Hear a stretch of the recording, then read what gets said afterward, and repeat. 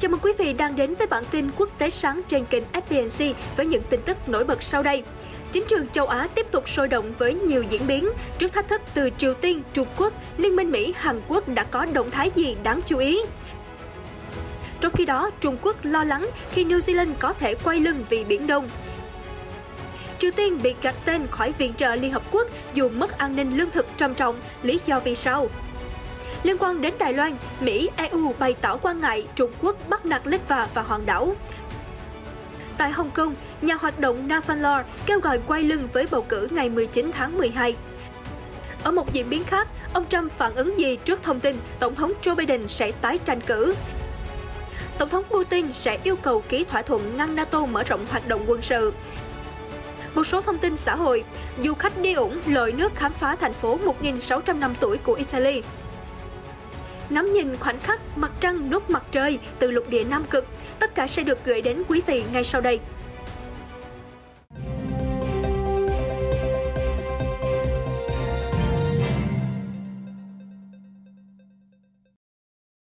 Mỹ và Hàn Quốc đang xây dựng kế hoạch tác chiến mới nhằm ứng phó với nỗ lực hiện đại hóa quân đội mạnh mẽ của Triều Tiên. Theo The Drive, kế hoạch cũng đối phó với mối đe dọa ngày càng tăng từ Trung Quốc. Chi tiết kế hoạch đã được công bố trong tuần này trong cuộc gặp mặt giữa Bộ trưởng Quốc phòng Mỹ Lloyd Austin và người đồng cấp Hàn Quốc Seok. Hai quan chức xác nhận họ sẽ cùng xem xét các cách thức mới ngăn chặn một Triều Tiên ngày càng quyết đoán. Từ đầu tháng 9, Triều Tiên đã tiến hành 4 vụ thử tên lửa, gồm tên lửa đạn đạo tầm ngắn, tên lửa hành trình, vũ khí siêu vật âm và tên lửa đạn đạo phóng từ tàu ngầm SLBM. Kế hoạch tác chiến mới đưa ra trong bối cảnh những nỗ lực đối đầu của Mỹ nhằm khiến Bình Nhưỡng nối lại đàm phán vẫn chưa thành công. Bộ trưởng Quốc phòng Austin nhấn mạnh, ngoại giao là cách tốt nhất để đối phó với Triều Tiên. Tuy nhiên, Washington cũng đang củng cố hiện diện quân sự ở Hàn Quốc bằng cách gia tăng các đơn vị quân lính. Sau cuộc gặp, hai bên cam kết Mỹ sẽ duy trì sự hiện diện của khoảng 28.500 quân nhân tại Hàn Quốc. Hai nước cũng thảo luận về việc chuyển giao quyền kiểm soát hoạt động cho phía Seoul. Hiện tại, Mỹ sẽ chỉ huy quân đội đồng minh trong trường hợp xảy ra chiến tranh. Tuy nhiên, Tổng thống Hàn Quốc Moon Jae-in đã đặt mục tiêu giành quyền kiểm soát hoạt động. Đứng trước viễn cảnh bị thế giới cô lập, nay Trung Quốc thêm phần lo lắng khi New Zealand có tiếng nói mạnh mẽ hơn về Biển Đông, có thể khiến cho mối quan hệ song phương bị tổn hại. Ông Vương Căng Hoa, đại biện lâm thời Trung Quốc tại New Zealand hôm 3 tháng 12 cho biết, mối quan hệ giữa New Zealand và Trung Quốc cơ bản là ổn định, tuy nhiên đã có sự thay đổi trong 6 tháng qua. Phát biểu trong cuộc họp báo trực tuyến từ Đại sứ quán ở Wellington, ông Vương cho rằng New Zealand đang chịu sức ép từ bên ngoài và tìm cách lên tiếng nhiều hơn về vấn đề Biển Đông. Chúng tôi cảm thấy lo lắng về điều đó và chưa biết lý do, quan chức ngoại giao này nói thêm, nhưng không nói rõ sức ép bên ngoài với New Zealand đến từ đâu. Thời gian qua, New Zealand cùng nhiều quốc gia khác bày tỏ lo ngại về lập trường ngày càng hung hăng của Trung Quốc trên trường quốc tế. Trong đó phải kể đến hoạt động tăng cường ảnh hưởng ở Thái Bình Dương và quân sự hóa Biển Đông, một điểm nóng tiềm tàng xung đột với các nước ASEAN. Hồi tháng 7 vừa qua, Thủ tướng Jacinda Ardern cho biết New Zealand lo ngại sâu sắc các hoạt động bồi đắp đảo nhân tạo, quân sự hóa và những hành vi đe dọa tự do hàng hải của Trung Quốc ở Biển Đông. Hơn thế, trong tuyên bố gửi Liên Hợp Quốc hồi tháng 8, New Zealand cho biết tuyên bố quyền lịch sử đối với Biển Đông của Trung Quốc là không có cơ sở pháp lý. Thế nhưng ông Vương biện hộ rằng Wellington hiểu sai về cái gọi là quyền lịch sử của Bắc Kinh ở Biển Đông. Còn việc Bắc Kinh xây dựng các căn cứ quân sự trên biển, ông Vương giải thích khôi hài là vấn đề thuộc chủ quyền quốc gia, người ngoài không được can thiệp. Các quan chức Trung Quốc tại New Zealand hiếm khi phát biểu công khai, đặc biệt là về các vấn đề gây tranh cãi. Hồi tháng 11, ông Vương cáo buộc Úc sẽ sở hữu vũ khí hạt nhân theo hiệp ước AUKUS ký với Anh và Mỹ, điều mà các thành viên cam kết không để xảy ra điều này. Hiện ông Vương bày tỏ lạc quan về quan hệ Trung Quốc-New Zealand. Ông cho biết Wellington lắng nghe quan điểm của Bắc Kinh về chính sách kinh tế và thương mại. Trung Quốc hiện là đối tác thương mại lớn nhất của New Zealand với kim ngạch thương mại hai chiều hơn 33 tỷ đô mỗi năm. Liên Hợp Quốc tiếp tục loại Triều Tiên khỏi kế hoạch ứng phó nhân đạo quan trọng. Đây là năm thứ hai liên tiếp như vậy, khi các hạn chế biên giới nghiêm ngặt của quốc gia Đông Á cản trở nỗ lực quốc tế trong việc cung cấp viện trợ. Trong báo cáo toàn cảnh về nhân đạo toàn cầu vừa được công bố hôm thứ Năm ngày 2 tháng 12, Văn phòng điều phối các vấn đề nhân đạo của Liên Hợp Quốc tuyên bố rằng Afghanistan, Triều Tiên và Myanmar đang phải đối mặt với tình trạng mất an ninh lương thực trầm trọng, có thể sẽ tồi tệ hơn vào cuối năm nay. Bất chấp đánh giá này, Triều Tiên không nằm trong số các quốc gia được nhắm đến sẽ nhận viện trợ, mặc dù Myanmar và Afghanistan đều có. Văn phòng điều phối các vấn đề nhân đạo cho biết Liên Hợp Quốc và các tổ chức đối tác đang lên kế hoạch giúp 183 triệu người trên toàn thế giới vào năm 2022 với ngân sách khoảng 41 tỷ đô la. Theo trang NK News, chuyên đưa tin về Triều Tiên, do Bình Nhưỡng bế phong tỏa cản đất nước kể từ đầu đại dịch, nên Liên Hợp Quốc và các tổ chức chính phủ gần như không thể hoạt động ở nước này. Vào tháng 3 năm nay, thậm chí không còn nhân viên tổ chức nhân đạo quốc tế nào còn ở lại Triều Tiên, theo NK News.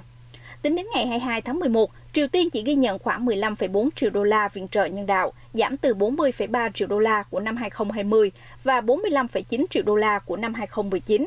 Trang tin NK News dẫn số liệu của Văn phòng điều phối các vấn đề nhân đạo cho biết. Trong khi đó, các hạn chế đi lại trong nước cũng khiến thương mại sụt giảm, góp phần gây ra tình trạng khan hiếm hàng hóa và làm trầm trọng hơn tình hình thiếu thốn lương thực. Hồi tháng 6 vừa qua, truyền thông Triều Tiên đưa tin đất nước Đông Á đang đối mặt với cuộc khủng hoảng lương thực. Bất chấp những dấu hiệu cho thấy Bình Nhưỡng sắp nối lại thương mại đường bộ, nước này dường như vẫn chưa mở cửa biên giới cho các chuyến hàng từ Trung Quốc hoặc Nga. Năm ngoái, Bộ Nông nghiệp Mỹ ước tính khoảng 60% dân số Triều Tiên đang trong tình trạng mất an ninh lương thực. Tổ chức Nông lương Liên Hợp Quốc gần đây báo cáo 10,9 triệu người Triều Tiên bị suy dinh dưỡng từ năm 2018 đến năm 2020. Thứ trưởng Kinh tế Karol Galak đang dẫn đầu phái đoàn Slovakia đến thăm Đài Loan từ ngày 5 đến ngày 10 tháng 12, đánh dấu chuyến thăm mà truyền thông hòn đảo gọi là bước đột phá kể từ khi Slovakia mở văn phòng đại diện ở Đài Loan vào năm 2003. Phái đoàn này sẽ gặp gỡ 18 quan chức cấp cao và 25 đại diện doanh nghiệp Đài Loan, mở ra cơ hội nâng tầm mối quan hệ song phương, theo cơ quan đối ngoại của hòn đảo cho biết vào hôm thứ Sáu ngày 3 tháng 12. Thứ trưởng Galak sẽ đồng chủ trì một cuộc họp kinh tế, thảo luận các vấn đề đầu tư, giáo dục, văn hóa và du lịch với quan chức Đài Loan. Mối quan hệ giữa Đài Loan với Slovakia ngày càng trở nên nồng ấm hơn trong thời gian gần đây sau khi đất nước Trung Âu ký hiệp định hỗ trợ pháp lý vào tháng 8, sau đó tặng Đài Loan 160.000 liều vaccine ngừa COVID-19 vào tháng 9. Các nhà ngoại giao cấp cao Mỹ và Liên minh châu Âu EU tiếp tục bày tỏ lo ngại về việc Trung Quốc bắt nạt Litva và Đài Loan. Hai nền dân chủ này đã phớt lờ những đòi hỏi của Bắc Kinh để thiết lập mối quan hệ vững chắc hơn. Thứ trưởng Ngoại giao Mỹ Wendy Sherman cho biết, chúng tôi chia sẻ nhiều lo ngại với các đối tác xuyên Đại Tây Dương về hành động của Cộng hòa Nhân dân Trung Hoa, bao gồm bắt nạt cả Litva và Đài Loan nhằm chống lại quyết định của họ là tăng cường hợp tác kinh tế và văn hóa. Bình luận được bà Sherman đưa ra trong ngày họp thứ hai với ông Stefano Sannino, Tổng thư ký cơ quan đối ngoại Liên minh châu Âu. Quan chức ngoại giao hàng đầu EU nhấn mạnh những chuyện xảy ra đối với Litva cực kỳ đáng lo ngại. Được biết, chỉ vài giờ trước cuộc họp của hai quan chức ngoại giao Mỹ và EU, Litva thông báo đã bị Trung Quốc chặn đường xuất khẩu. Đây là biện pháp hà khắc nhất mà Bắc Kinh giáng xuống kể từ khi Litva cho phép Đài Loan thiết lập văn phòng đại diện ở thủ đô Vilnius, trên thực tế có vai trò như đại sứ quán. Tổng thống Litva Gitanas Nausėda vào hôm thứ Sáu cho biết lấy làm tiếc về quyết định của giới chức Trung Quốc. Một văn bản chung được Mỹ và EU đưa ra sau cuộc họp ngoại giao cho biết hai bên tái cam kết về đảm bảo hiện trạng và sự ổn định ở eo biển Đài Loan. Cả Mỹ và EU đều chia sẻ lợi ích chung khi thắt chặt quan hệ hợp tác với Đài Loan, nhưng vẫn tôn trọng chính sách một Trung Quốc. Trong một thông báo riêng lẻ, Ngoại trưởng Mỹ Antony Blinken ngày 3 tháng 12 cũng khẳng định Mỹ cam kết vững chắc đối với Đài Loan, bảo đảm họ có đủ phương tiện để phòng vệ. Ông Blinken cảnh báo Bắc Kinh cần thận trọng về vấn đề Đài Loan, cho rằng tôi hy vọng các nhà lãnh đạo Trung Quốc suy nghĩ thật kỹ, tránh gây ra khủng hoảng, dẫn đến hậu quả cực kỳ thảm khốc cho rất nhiều người trên thế giới. Nhà hoạt động dân chủ Hồng Kông Nathan Law La Quang Thông mới đây kêu gọi cử tri quê nhà phớt lờ cuộc bầu cử lập pháp vào giữa tháng 12 này, cũng chính là đợt bỏ phiếu đầu tiên sau khi Bắc Kinh áp dụng triệt để và bao trùm luật an ninh quốc gia ở đặc khu. Ông La và những người cùng chính kiến cho rằng bằng cách không đi bỏ phiếu, họ cũng thể hiện không công nhận về tính hợp pháp của cuộc bầu cử. Trung Quốc vào tháng 3 đã đưa ra hàng loạt thay đổi bước ngoặt ở vùng đất thuộc địa cũ của Anh, cụ thể là giảm số ghế được bầu trực tiếp và tăng số ghế được Bắc Kinh xem xét thông qua. Những ứng viên chạy đua bầu cử tại đặc khu đều phải thể hiện cái gọi là lòng yêu nước, lòng trung thành với chính quyền ở Bắc Kinh. Cuộc bầu cử dự kiến tiến hành vào ngày 19 tháng 12 sau hơn một năm trì hoãn vì Covid-19. Trong cuộc phỏng vấn với Reuters ở London, nhà hoạt động Nathan Law kêu gọi, cứ mặc kệ nó, chúng ta không nên trao đi bất kỳ sự công nhận hợp pháp nào đối với kỳ bầu cử này. Đừng giả vờ như chúng ta có một cuộc bầu cử thực chất, đó chỉ là những người do Bắc Kinh chọn ra. Đại sứ quán Trung Quốc chưa đưa ra phản hồi về bình luận của Law. Trưởng đặc khu Hồng Kông Carrie Lam vào tháng 9 cho biết mục đích của cải cách bầu cử là để đảm bảo chỉ những người yêu nước mới có thể lãnh đạo đạo đặc khu. Trung Quốc đã tuyên bố Nathan Law là một nghi phạm hình sự bị cảnh sát Hồng Kông truy nã vì vi phạm luật an ninh quốc gia. Trong cuộc phỏng vấn với Reuters, Law, người rời Hồng Kông năm 2020 và được Vương quốc Anh cấp phép tị nạn, đã nói rằng Trung Quốc đang nằm dưới sự trị vì của Hoàng đế Tập Cận Bình vì chủ tịch đất nước tỷ dân không cho phép bất kỳ ý kiến trái chiều nào. Nathan Law nói thêm, hệ thống dân chủ của Hồng Kông đã chết, nhưng tinh thần của xứ Cảng Thơm vẫn còn sống trong trái tim mọi người. Dân chủ, nếu bạn nói về nó như một hệ thống, thì nó không còn ở Hồng Kông nữa. Nhưng nếu bạn nhắc đến tinh thần của người dân, tinh thần chiến đấu vì dân chủ, thì đó vẫn còn luôn hiện diện, trích lời Nathan Law. Thủ tướng Nhật Bản Fumio Kishida dự kiến hủy chuyến thăm đến Mỹ để hội đàm Tổng thống Joe Biden vào tháng này do sự lây lan của biến chủng mới Omicron, theo đài ESK đưa tin ngày 4 tháng 12. Hồi tháng trước, hai nhà lãnh đạo Kishida và Biden đã gặp nhau ở Glasgow bên lề hội nghị thượng đỉnh của Liên Hợp Quốc về biến đổi khí hậu. Hai vị nguyên thủ đồng ý gặp mặt chính thức vào cuối năm nay để thảo luận hàng loạt mối lo ngại chung, bao gồm sự trỗi dậy của Trung Quốc. Tuy nhiên, khi cân nhắc về sự lây nhiễm của biến chủng virus mới cũng như tình hình chính trị hiện tại của Mỹ, ông Kishida dự kiến lùi lại chuyến thăm Washington vào năm sau. Một tuyến đường sắt cao tốc xuyên biên giới Trung-Lào vừa đưa vào hoạt động hôm 3 tháng 12, trong bối cảnh số nợ khổng lồ của quốc gia Đông Nam Á có thể khiến nước này phải nhượng bộ trước Trung Quốc. Theo Kyodo News, tuyến đường sắt sẽ mang lại lợi ích kinh tế to lớn cho Lào, trong khi Bắc Kinh hy vọng dự án sẽ giúp nước này mở rộng sáng kiến vành đai con đường đến Thái Lan, Malaysia và Singapore, và tạo ra một tuyến đường bộ tới Ấn Độ Dương, Thái Bình Dương. Tuyến đường dài 414 km nối thủ đô Viêng Chăn của Lào với thị trấn biên giới Boten giáp Vân Nam. Dự án hoàn thành sau 5 năm thi công với tổng giá trị khoảng 6 tỷ đô la Mỹ, trong đó khoảng 3,5 tỷ đô la Mỹ vay từ ngân hàng xuất nhập khẩu Trung Quốc. Công ty đường sắt Lào Trung, một liên doanh do Trung Quốc sở hữu 70% là chủ thầu xây dựng tuyến đường này. Nó cũng có quyền khai thác tuyến đường trong thời gian 50 năm, sau đó chính phủ Lào sẽ tiếp quản. Theo Kyodo News, do phần lớn chi phí là Trung Quốc chi trả, nên sự phụ thuộc vào chủ nợ khả năng cao sẽ tăng lên. Điều này làm dấy lên lo ngại về trường hợp Lào rơi vào bẫy nợ, phải nhượng bộ chính trị vì không thể hoàn trả đúng hạn. Được biết đến nay, Lào là một trong những nước có nền kinh tế kém phát triển nhất châu Á. Vào hôm thứ Sáu, Chủ tịch Thông Lào Sisulit và Chủ tịch Tập Cận Bình đã có cuộc gặp gỡ trực tuyến, chứng kiến lễ khánh thành tuyến đường sắt. Trong bài phát biểu, lãnh đạo Lào coi đây là thời khắc lịch sử đối với người dân nước ông. Cựu Tổng thống Donald Trump mới đây tỏ ra nghi ngờ về khả năng của ông Joe Biden có kế hoạch tranh cử năm 2024. Được biết, ông Biden đã đánh tiếng sẽ tái tranh cử nhiệm kỳ thứ 2. Tuy nhiên, tờ Newsweek cho rằng ông có thể sẽ nhường lại đường đua cho các ứng viên khác của Đảng Dân Chủ. Ông Biden sẽ 81 tuổi trong lần bầu cử Tổng thống Mỹ kế tiếp và tỷ lệ tín nhiệm của nhà lãnh đạo đang giảm nhanh qua từng tháng. Nói về khả năng lãnh đạo của Tổng thống Biden, ông Trump nói với đài WPO ở bang Florida: "Tôi sẽ cho ông ấy điểm F, nếu được thì cho điểm F trừ. Xem này, ông ấy có thể tuyên bố tái tranh cử, vì có ai biết được tương lai. Thành thật mà nói, mọi thứ đều có thể diễn ra, nhưng trong trường hợp của ông ấy, có lẽ nhiều thứ vinh quang đã diễn ra rồi. Vì vậy, tôi nghĩ rằng ông ấy sẽ không tái tranh cử, dựa trên sự thể hiện của ông ấy tại Nhà Trắng. Tôi không thể hình dung là ông ấy sẽ muốn tiếp tục cuộc đua", trích lời ông Trump cho biết. Trong cuộc phỏng vấn, ông Trump cũng tiếp tục ẩn ý về khả năng tìm kiếm thêm một nhiệm kỳ nữa vào năm 2024. Cựu Tổng thống cho biết, "Đông đảo khán thính giả nghe đài sẽ rất vui mừng nếu tôi quyết định tiếp tục chạy đua vào năm 2024, và tôi tin chắc là như vậy." Vào tháng 3, ông Biden hé lộ sẽ tranh cử nhiệm kỳ thứ 2. Vào tháng 11 vừa qua, thư ký báo chí Nhà Trắng Jen Psaki cũng đã xác nhận kế hoạch này của đương kim Tổng thống. Tổng thống Nga Vladimir Putin cho biết sẽ yêu cầu NATO thiết lập một sự đảm bảo có giá trị pháp lý rõ ràng rằng khối liên minh sẽ không mở rộng hoạt động quân sự về phía đông, bao gồm Ukraine. Ông Putin dự kiến nêu vấn đề này trong cuộc điện đàm sắp tới với Tổng thống Mỹ Joe Biden. Trong khi đó ở Washington, ông Biden vào ngày 3 tháng 12 nói với báo chí rằng các quan chức an ninh hàng đầu Mỹ đang chuẩn bị đưa ra một sáng kiến mà tôi nghĩ rằng cực kỳ rõ ràng và có ý nghĩa để ràng buộc ông Putin khỏi những hành động đáng lo ngại. Truyền thông phương Tây đã liên tục cáo buộc Nga điều động 94.000 binh sĩ áp sát biên giới với Ukraine và chuẩn bị xâm lược vào cuối tháng 1.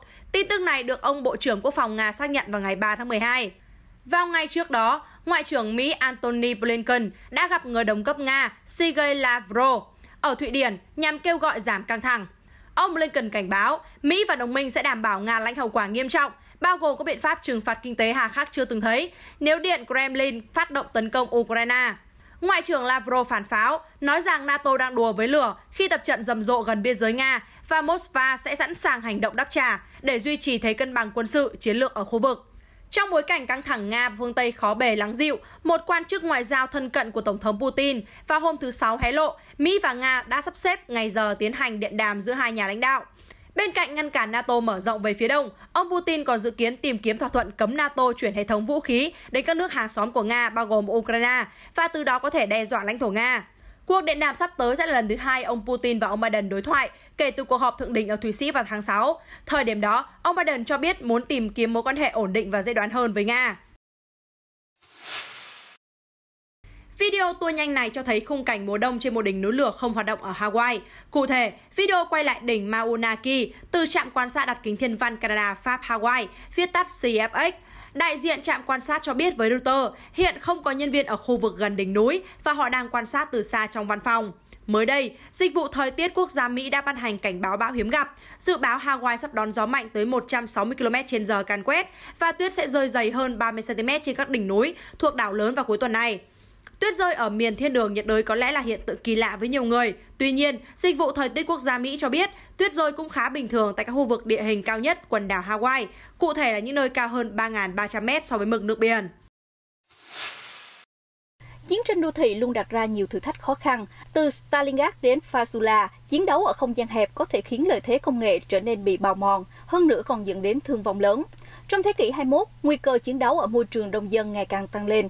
Do tốc độ đô thị nhanh chóng trên toàn thế giới, gần đây Vệ binh Quốc gia New York đã chọn thành phố Quả Táo Lớn là nơi diễn tập để giúp binh sĩ làm quen với những thách thức khi chiến đấu ở siêu đô thị. Vào đầu tháng 11 vừa qua, 18 sĩ quan của Vệ binh Quốc gia New York đã trải qua bài huấn luyện 5 ngày. Họ làm việc với lính cứu hỏa dân sự, nhân viên phụ trách giao thông và ứng phó khẩn cấp để hiểu được những thử thách đặc biệt trong môi trường siêu đô thị như New York.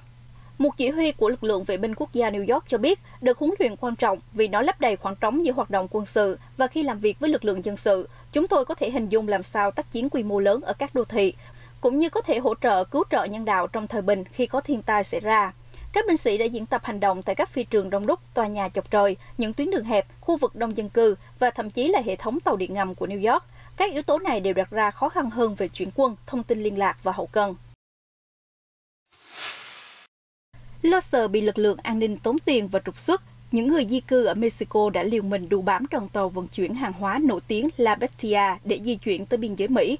Trong lúc đổ ở ga tàu ở một thị trấn của bang Veracruz, giáp với vịnh Mexico vào hôm 2 tháng 12, tàu La Bestia bị người di cư ở mọi lứa tuổi bao vây. Họ leo lên nóc các toa tàu chờ xe lăn bánh. Chúng tôi muốn đi đến thành phố Mexico nhưng không muốn đi bộ nữa. Trước hết là vì tội phạm có tổ chức đầy rẫy trên đường đi. Chúng tôi sẽ bị uy hiếp. Ngoài ra, cảnh sát tiểu bang, liên bang cũng bắt bớ, tống tiền chúng tôi rất nhiều. Viện di trú đã trục xuất 800 người đến từ Honduras, El Salvador và Guatemala. Thực tế, họ chỉ muốn lừa chúng tôi mà thôi. Chúng tôi không muốn thị thực nhân đạo. Chúng tôi muốn có cơ hội thường trú. Cảnh tượng chen chúc đông nghẹt đã trở nên quen thuộc với đoàn tàu La Bestia. Những người di cư gọi đây là chuyến tàu tử thần vì họ có thể đánh đổi cả tính mạng. Trong những năm qua, hàng trăm người theo đuổi giấc mơ Mỹ đã bị thương hoặc tử vong khi tranh giành chỗ trên nóc tàu hoặc bị ngã từ các toa xe. Venice vào hôm 4 tháng 12 tiếp tục chìm trong biển nước khi tới mùa triều cường dâng cao. Những du khách hầu hết đã phải mang ủng khi tham gia quảng trường Thánh Mót nổi tiếng. Thủy triều cao 1 mét vào lúc 9 giờ 55 sáng, bất chấp lụt lội, nhiều du khách vẫn vui vẻ khám phá thành phố 1.600 năm tuổi của Italy. Các nhà khoa học cho rằng, việc mực nước biển ngày càng dâng cao là do tần suất dày đặc của các đợt triều cường khiến thành phố du lịch dần chìm xuống. Được biết, Venice là một trong những nơi bị ảnh hưởng nặng nề nhất bởi biến đổi khí hậu. Theo Daily Mail, hệ thống đê điều bảo vệ của thành phố đã tiêu tốn gần 7 tỷ đô la, nhưng cho tới nay vẫn bộc lộ nhiều thiếu sót. Tháng 11 năm 2019, Venice từng hứng chịu đợt ngập lụt gây thiệt hại hàng trăm triệu euro. Để ngăn chặn tình trạng này, giới chức địa phương đã triển khai một hàng rào chắn lũ. Tuy nhiên, hàng rào này chỉ được kích hoạt để ngăn chặn nước ngập khi mực nước dâng cao 1,3 mét. Kết thúc bản tin hôm nay, hãy cùng ngắm nhìn hình ảnh nhật thực toàn phần được ghi lại từ Tây Nam Cực vào thứ Bảy ngày 4 tháng 12. Vào mùa hè, lục địa Nam Cực được mặt trời chiếu sáng cả ngày lẫn đêm. Vì vậy mà hiện tượng nhật thực đã đem lại một vài phút giây hiếm hoi bóng tối bao trùm nơi đây. Nhật thực ngày 4 tháng 12 là nhật thực toàn phần diễn ra khi mặt trăng di chuyển giữa mặt trời và trái đất, tạo bóng trên trái đất, chặn hoàn toàn hoặc một phần ánh sáng mặt trời ở một số khu vực. Nam Cực là nơi duy nhất có thể nhìn thấy hiện tượng nhật thực toàn phần. Còn nhật thực một phần có thể quan sát từ Nam Phi, Chile, New Zealand và Australia vào thứ Bảy. Hiện tượng diễn ra khi thế giới vừa đón nguyệt thực siêu dài ngày 19 tháng 11. Nguyệt thực một phần dài nhất trong thế kỷ 21 cũng như trong vòng gần 600 năm. Tin tức vừa rồi cũng đã kết thúc bản tin quốc tế sáng hôm nay. Cảm ơn sự quan tâm của quý vị. Hãy đăng ký kênh để cập nhật những diễn biến mới nhất trong các bản tin tiếp theo của FBNC. Xin chào và hẹn gặp lại!